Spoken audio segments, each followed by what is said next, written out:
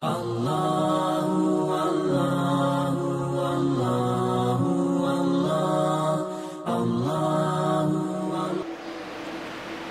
akan melanjutkan pengajian kita tentang persoalan masalah hadis-hadis tentang muraqabah. Sebelum saya membacakan hadis-hadis tentang muraqabah, ada beberapa catatan yang saya ingin sampaikan tentang persoalan muraqabah. Muraqabah adalah kita senantiasa merasa diawasi oleh Allah Subhanahu wa taala. Kita senantiasa merasa dilihat oleh Allah Subhanahu wa taala. Nah, hadirin yang kami muliakan, ada satu kitab namanya Al-Mustakhlas di Tazkiyatil Anfus yang ditulis oleh Said Hawa. Dia mengatakan bahwa dalam sehari itu manusia tidak terlepas dari 3 keadaan. Yang pertama, kemungkinan keadaan kita berbuat ketaatan, kemungkinan juga kita berbuat maksiat, kemungkinan juga kita berbuat hal-hal yang dibolehkan dalam ajaran agama Islam atau hal-hal yang mubah. Nah, hadirin yang kami muliakan, bagaimana caranya kita muraqabah kalau kita melakukan ketaatan? Nariko ipigau iparentana pun Allah Ta'ala, kalau kita selalu merasa diawasi oleh Allah Subhanahu wa taala, akan membuahkan keikhlasan. Kita akan ikhlas berbuat ketaatan. Kemudian yang kedua, kalau kita berbuat ketaatan dan merasa diawasi oleh Allah Subhanahu wa taala, pasti kita menyempurnakan ketaatan itu. Pada aku masumpah jaki, pasti kita akan memperbaiki syaratnya, memperbaiki rukunnya, memperbaiki sunnahnya, dan menjauhi hal-hal yang makruh, terlebih-lebih lagi yang membatalkan sholat. Jadi sebelum kita baca hadisnya, ini adalah muqaddimah. Kemudian yang selanjutnya, seandainya ada orang yang berbuat maksiat, melaksanakan hal-hal yang dilarang oleh ajaran agama, kalau kita merasa diawasi oleh Allah Subhanahu wa taala, maka pasti kita akan bertaubat. Kalau kita merasa diawasi oleh Allah Subhanahu wa taala, pasti kita akan menyesal dalam melaksanakan hal-hal yang dilarang oleh agama. Kalau kita merasa diawasi oleh Allah Subhanahu wa taala dalam berbuat maksiat, pasti kita akan menghentikan perbuatan apa yang telah kita lakukan sementara kita lakukan. Kalau kita merasa diawasi oleh Allah dalam berbuat maksiat, maka pasti kita malu kepada Allah Subhanahu wa taala. Kalau kita merasa diawasi oleh Allah dalam berbuat maksiat, pasti kita akan berpikir, apa yang perlu kita pikirkan? Yang kita pikirkan adalah, wa may yata'adda hududahu faqad zalama nafsah, wa may yata'adda hududahu faqad zalama nafsahu. Barang siapa yang melanggar hukum-hukum Allah Subhanahu wa taala, sungguh dia menzalimi dirinya sendiri. Ini surah At-Talaq ini ya, ayat 1. Nah, di akhir surah apa tadi itu yang kita baca? Akhir surah rakaat yang terakhir itu, waz-zalimina a'adda lahum azaban alima. Artinya orang-orang yang zalim itu menganiaya dirinya sendiri, maka Allah akan mempersiapkan baginya azab yang sangat pedih. Jadi makanya Bapak perlu introspeksi diri dalam kehidupan kita ini. Belum dibaca hadisnya, ini baru muqaddimahnya. Hadirin yang kami muliakan, selanjutnya, kalau kita melakukan hal-hal yang mubah, artinya hal-hal yang boleh dilakukan, tidak wajib, tidak sunnah juga, hal-hal yang mubah seperti umpamanya makan dan minum. Kalau kita merasa diawasi oleh Allah Subhanahu wa taala, kalau kita makan, pasti tidak sembarang Anda makan. pasti tidak sembarang Anda minum. Karena kenapa? Karena segala sesuatu kita akan pertanggungjawabkan di hadapan Allah Subhanahu wa taala. Rasulullah mengatakan, kullu lahmin nabata min haramin fannar aula bihi. Setiap daging yang tumbuh dari makanan yang haram, tidak ada pembersihnya tubuh kita itu. Digaga wat dipacingi watakalita kecuali api neraka. Makanya kita melakukan hal-hal yang mubah, jagalah etika kalau kita makan. Kemudian kalau kita melakukan hal-hal yang mubah, ingat selalu bahwa apa yang Anda nikmati itu adalah tidak lepas dari pemberian dan nikmat Allah Subhanahu wa taala. Kalau kita mengingat bahwa datangnya dari Allah, pasti kita akan mensyukuri, dan insya Allah kita akan melaksanakan perintah Allah Subhanahu wa taala. Makanya hadirin yang kami muliakan, apapun yang kita kerjakan, kalau kita merasa muraqabah, merasa diawasi oleh Allah Subhanahu wa taala, pasti akan membuahkan hasil yang baik. Makanya jangan keheran. Rasulullah sallallahu alaihi wasallam dalam hadisnya riwayat Muslim, Rasulullah sallallahu alaihi wasallam mengatakan, ajaban li amril mu'min, inna amrahu kullahu khair, falaysa dzaka li ahadin illa lil mu'min, in asabathu sarra'u syakara fakana khairan lahu, wa in asabathu darra'u sabara fakana khairan lahu. Artinya apa? Ajaib itu orang-orang yang beriman. Kenapa ajaib? Artinya segala perbuatannya adalah baik, dan tidak ada orang yang bisa seperti itu kecuali orang-orang yang beriman. Kenapa bisa segalanya baik? Artinya kalau dia mendapatkan hal-hal yang menggembirakan, lologang papinya mapoleh ripong Allah Ta'ala, syakara, maka dia bersyukur, maka kesyukurannya ini fakana khairan lahu, menjadi kebaikan bagi dia. Kalau dia tertimpa musibah, kemudian dia bersabar, fakana khairan lahu, maka itu juga menjadi kebaikan. Nah hadirin yang kami muliakan, makanya hadirin, apa yang perlu kita perbuat sekarang ini, saya ingin mengingatkan kepada kita semuanya bahwa perlu kita senantiasa muhasabatun nafsi, selalu kita introspeksi diri kita. Jauh sebelumnya Allah Subhanahu wa taala telah mengingatkan kita bahwa dalam surah Al-Hasyr ayat 18, wal tansur nafsum ma qaddamat lighad, hendaklah manusia itu memikirkan masa depannya. Tapi kiriki masa depan tai, mana masa depan kita? Akhirat. Itu yang perlu kita ingat. Kemudian selanjutnya, wa tubu ilallahi jami'an la'allakum tuflihun. Wa tubu ilallahi jami'an ayyuhal mu'minuna la'allakum tuflihun. Ini surah At-Taubah ayat 37. Bertaubatlah kalian kepada Allah wahai orang-orang yang beriman, niscaya Anda beruntung. Bagaimanapun hebatnya orang muraqabah, sehebat apapun kita selalu merasa diawasi oleh Allah Subhanahu wa taala, pasti kita tidak terlepas dari kekurangan, pasti kita tidak terlepas dari dosa. Makanya di akhir ayat ini la'allakum tuflihun, la'alla di sini bukan litaraji artinya, tapi litahqiq. Kata Imam Jalaluddin dalam tafsirnya Jalalain. Nah hadirin yang kami muliakan, orang yang bermuhasabah, orang yang muraqabah itu termasuk sebenarnya adalah orang-orang yang percaya kepada Asmaul Husna.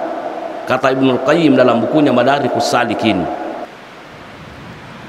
orang yang muraqabah itu percaya kepada Asmaul Husna. Kita percaya kepada asal-asalnya pun Allah Ta'ala, seperti Ar-Raqibu, merasa mengawasi kita, termasuk Asy-Syahidu, menyaksikan kita apa yang kita perbuat, Al-Alimu, Al-Khabiru, mengetahui apa yang kita perbuat, Al-Muhitu, meliputi apa yang kita perbuat, As-Sami'u Al-Basir.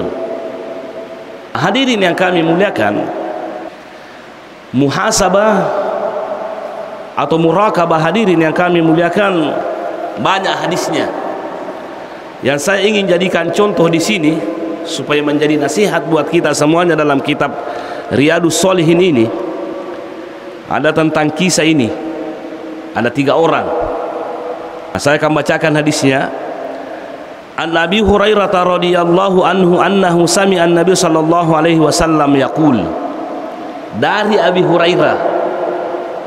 Abu Hurairah ini pernah mendengarkan Rasulullah sallallahu alaihi wasallam berkata atau bersabda, Inna salasatan min bani Israil abrasa wa aqra wa a'ma. Sesungguhnya ada 3 orang pada zaman Bani Israel. Ada 3 orang ini. Yang pertama abrasa, kena penyakit belang, penyakit sopat, belang ulina. Kemudian aqra, botak kepalanya. Kemudian yang ketiga a'ma, orang buta. Jadi pada zaman Bani Israel, aradallahu ayyabtaliyahum, Allah subhanahu wa ta'ala hendak menguji ketiga orang ini. Orang yang belang, orang yang buta dengan orang buta, Allah ingin menguji keimanan mereka. Bagaimana caranya Allah menguji? Fabasa ilaihim malakan, maka Allah subhanahu wa ta'ala mengutus seorang malaikat yang menjelma sebagai manusia. Fa'atal abrasa, malaikat itu yang pertama mendatangi orang yang abras, orang yang belang kulitnya, belang alilina. Artinya belang di sini sudah tidak bisa diobati. Seandainya panu tidak bisa lagi dengan kalpanas dan lain sebagainya, tidak bisa lagi diobati. Maka diutuslah malaikat untuk menguji si belang ini. Faqala ayyu syai'in habbu ilaika. Sang malaikat bertanya kepada orang yang belang kulitnya ini, ayyu syai'in habbu ilaika, apa yang paling kau sukai? Aga kami namu puji. Orang belang ini mengatakan, launun hasanun wa jildun hasanun. Saya mau warna yang baik, kemudian kulit yang baik. Yana kapana sa glowing di mengkilap kulitnya. Melo na rekomakanja ulina.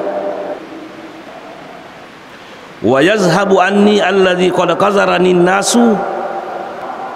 Saya mau kalau diganti kulitku menjadi kulit yang baik, kemudian karena gara-gara kulit ini katanya membuat orang jijik sama saya. Melo kako makanja uliku baraja na masjid di Tekoya. Pamasahahu fazahaba anhu qazarahu. Malaikat itu nasapu bawa makohe, diusap itu yang belang, kemudian berhenti penyakit belangnya. Tak apa aja belang, karena malaikat kapung Allah Ta'ala suruh digaga susana kapung Allah Ta'ala melo. Mungkin manusia mengatakan tidak ada obatnya, tapi kalau Allah yang mau, fa'alul lima yurid, nabi kok sesuai dengan kemauan Allah subhanahu wa ta'ala. Setelah berhenti belang, itanaya rotawagasan nahe to balangero fa'iyul mali habbu ilaika. Melo ka malek waramparang harta apa yang kamu sukai? Qala al-ibilu. Orang yang belang ini mengatakan saya mau onta, karena pada waktu itu mungkin onta lah yang paling berharga pada waktu itu. Au qala al-baqaru, atau mengatakan sapi, tapi pendapat yang paling kuat adalah onta. Nah hadirin yang kami muliakan, fa'utiya naqatan usara'a, diberikanlah dia onta yang hamil, ya lengi onta matampu. Napalepuda makada barakallahu laka fiha, tanapuru napa baraka pungalatale itu onta mapunai. Sesudah itu hadirin yang kami muliakan, letik si malaikat selesai urusannya dengan orang belang, taubotai si naleteki itana itu makada aga mupoji, makada melo ka narekotue bilu aku barajo bota barajo ne cicawai ka tawe. Nah isapu lu nama aku tapatu bilu ana tapatu bilu ana. Nah hadirin yang kami muliakan, setelah tumbuh rambutnya itana itoi, makada fa'ayul mali ahabbu ilaika, waram parang agatosi mupujiku. Maka daya roto wagasan na butae melo kana rekko ya lekka sapi ya leng. Kemudian selanjutnya setelah dikasih sapi, lete si malaikat lokor to buta maka sana to orang yang buta, maka dai ko to buta fa ayu shay'in habbu ilaika gatosi mupoji, maka de melo kana rekko na palisi pu ngala taala pakitaku pemang. Jadi roh malaikat yang berjelma sebagai manusia nakarawa bawa matana makoe tapa makita la poto buta na pamakutana sini sana ya roh malaikat yang berjelma sebagai manusia, maka da fa'ayul mali habbu ilaika, maka dia malaikat agatosi mupoji kumelo ka malaikat warampara agatosi mupoji, maka da bembe ya upoji, maka nang ka bembe mualahe pare tanapolo na pabaraka pengalatala mapunne to gaga itu na wadi kosogi. Nah, hadirin yang kami muliakan, menurut riwayat ini onro eganna bembe na si basa pinna ya rinde talwi tauro, sehingga dia mempunyai wadin lembah atau kami to onran atau papa pada kandana onran man maka keluar saking kayanya. Nah, setelah dia kaya, melo nilai uji. Nah, di sinilah ujian bagi orang yang kaya yang sehat. Kita harus murakabah di sini. Ya ko malasa ki ingarang ina coba ki pung Allah Taala, sogi ki ingarang pung Allah Taala. Apapun yang menimpa kita, itu Anda diuji oleh Allah Subhanahu wa taala. Nah, hadirin yang kami muliakan, yang pertama dia datangnya adalah orang yang abras, ya rutubal langir. Malaikat itu kembali mendatangi itu orang karena setelah lama kan so gini sisana metta madising pada ni ballam so gini mega untana mega sapina mega membena, didatangilah kembali oleh malaikat menjelma sebagai manusia tapana lawi ini kesana nalawi roto ballang ulina, maka dai ya roya anasa seorang musafir mabela lada ka kasih pole mabela tuju aku makokona sang capu bukuku tidak ada yang dapat menolong saya kecuali Allah kemudian kamu. Dia gawat dinasa peletu ka tuju aku, yang saya mau tuju itu kecuali Allah kemudian kamu. Halimana kasih sidi untata, halimana kasih sidi untata, apakah saya kendarai atau saya pokoknya ubadu kawan-kawan itu. Apa jawabannya ini, apa sama agan asang? Maka al huququ katsiratun, ai migala da mu poje inrtana sangi mamulan masekki al huququ katsir, hak orang masih banyak. Biasanya to sugi ku padang makorto mega je inrat ku mako mega caritana disuruh mapasu sekali bagan caritana. Jadi maka ini gasanahi pakola ka'annani a'rifuka, maka dia malaikat wissa kusat dingiko nak je malaikat wissa kusat dingiko, maka dia alam takun abras yagzurukan nasu fakiran fa'atakallahu. Jadi makuihe wissa kunasan iku je itu sebenarnya kak biasa balaku to masjid di mana tena sabak colaka ku dan lain sebagainya, banda berpenyakit kulit lah masjid di mana temita ko. Kemudian yang kedua kasih sitok ko biasa, tapi kan ale ku pungal taala unta musogi, maka dia roto balangero inna ma waristu hadzal mala kabiran an kabirin. Dia saya nasanang ko balang tulisogi kasa nene ku panasa riolo rasogi memang apalagi anasan makukuai. Tapi maka dia malaikat in kunta kadziban fasayyarakallahu ila ma kunta, nareko mak baliko maka denang kamu ballang denang kamu muaga sanna muka siasi na palisu ku pungala taala pemang ballang kemudian kasiasi ku pemang isalah ini apa dia maberi untana lete si malaikat lokoroni ga sanna den roto butae pada toro den da pauro maka den ngasih di ruta kasih sapita.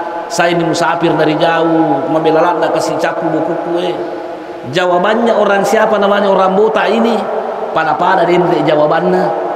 ia roni ka sanna he jawaban na to ballange maka dais dia je na senang ko buta iya tulisogi ka bapakku malika maka saya warisi dari bapak moyang saya dan lain sebagainya maka dia malika ya ko mabaliko na palisu ko pe mo pala tala buta na panalaman ng pe masapim pura makor lette kalau to buta maka dia seru malika yang menjelma sebagai manusia na pulang ia pure buta kada talenga kasina sanganutta bembe tasidimo maka dia roto buta to pole kega ko kada ka pole ka kasi musafir ka na sangia mabela ka pole mabela to kamel lao maka ko capuna sa bukuku he ia ko tania pungal la taala tulunga napa iko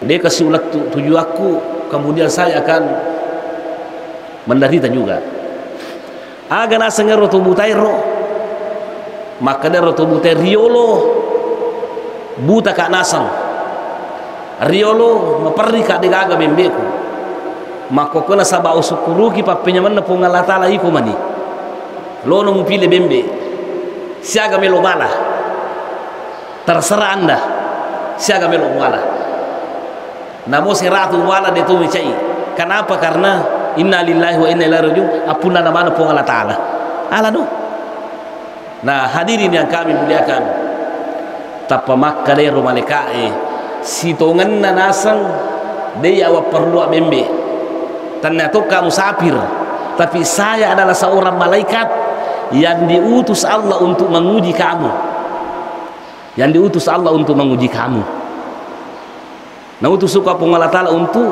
muji ko alamangi pema bembemu ia rodue si bawamu ro balangi si babotae denen di kelas gugur semuanya dalam ujian iko nasang lulus ke ujian na Allah Ta'ala nah hadirin yang kami muliakan ia kona tuju ki bupa musibah pada to balangi pada to butai ingarangi pamuraqabatillah ingarangi bupa pong Allah Ta'ala mitaki nei taki pong Allah Ta'ala nisab pong Allah Ta'ala Allah mengawasi kita ia kosogi ki pala yang dulunya miskin atau memang kita kaya dari turun temurun karena banyak warisan ingarangi muraqabatullah tingarang pung Allah Ta'ala maka sini dapat penyamang pula dari pung Allah Ta'ala oleh karena itu hadirin yang kami muliakan dalam kitab Nushatul Muttaqin ini afadal hadis ada beberapa pelajaran yang kita ingin ambil dari hadis ini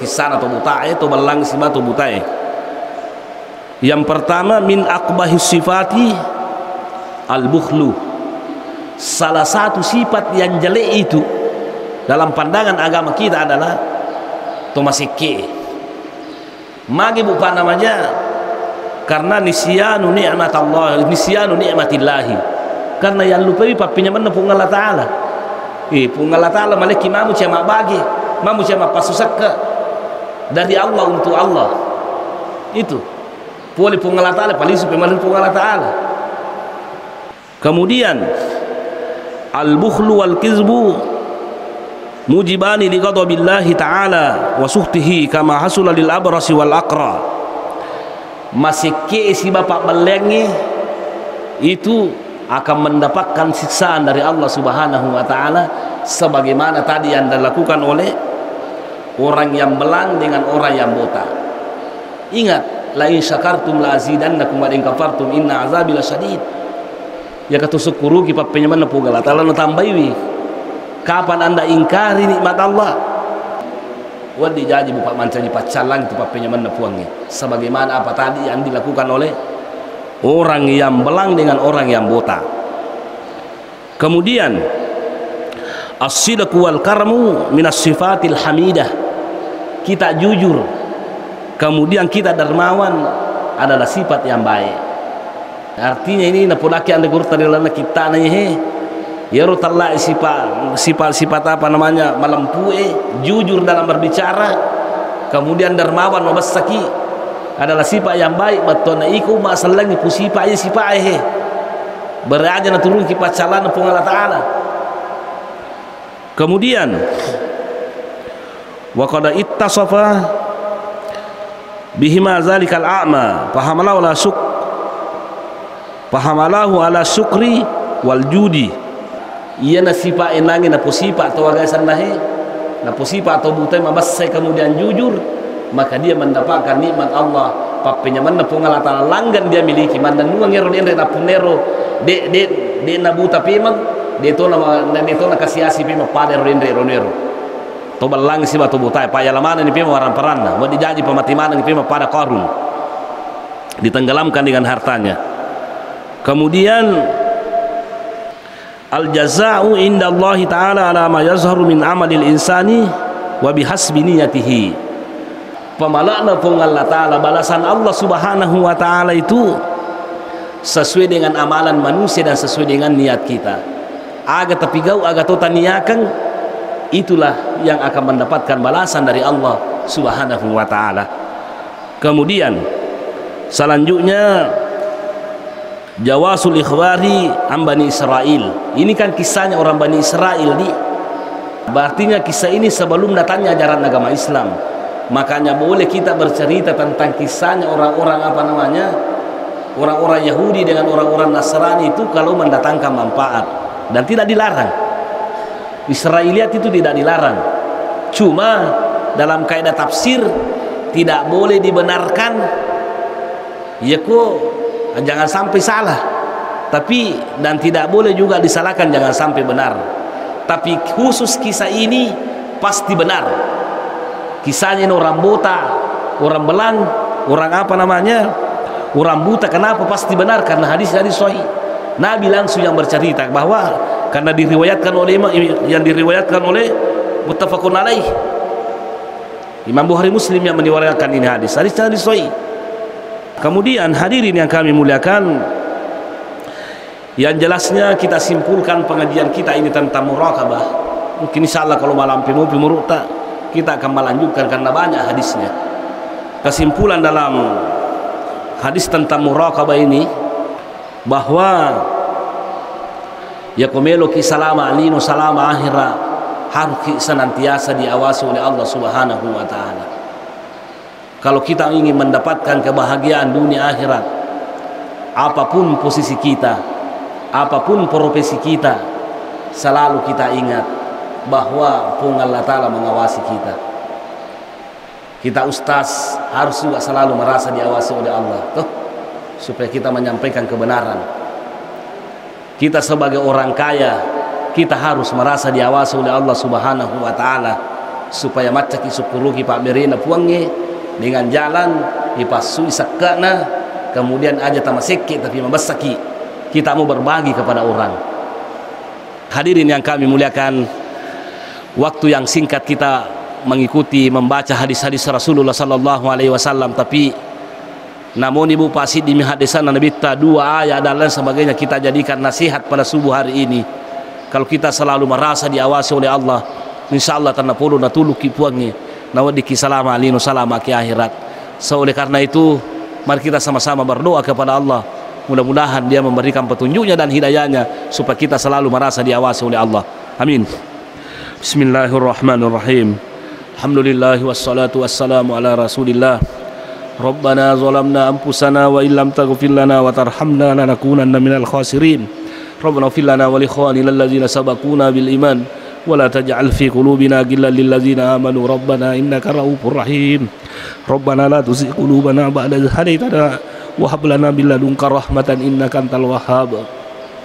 Allahumma inna nas'aluka al-huda wat tuqa wal afafa wal ghina. Rabbana atina fid dunya hasanah wa fil akhirati hasanah wa qina azabannar. Wa sallallahu ala sayyidina Muhammad walhamdulillahi rabbil alamin. Sekian dan terima kasih. Wassalamualaikum warahmatullahi wabarakatuh.